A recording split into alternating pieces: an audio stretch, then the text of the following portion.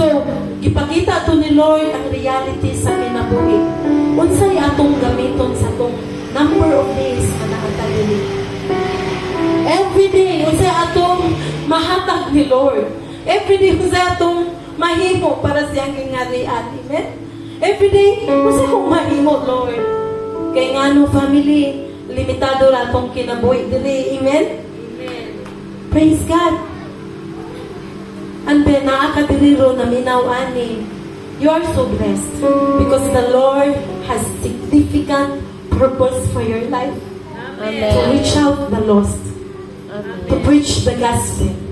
To share your testimony. Amen. How good God is. Nga na-receive ni mo siya. Kaninga grace, kaninga salvation. And then you have that compassion. Love conquers all. Amen? Gidaog tanan sa Ginoo tungod sa dakong rason. Tungod sa iyang gugma. Palakpakan na tong dako si Lord. Amen. Wala na i-questionan di pa. Tungod na igugma siya nimo, iyang gihimo ang tanan para nimo.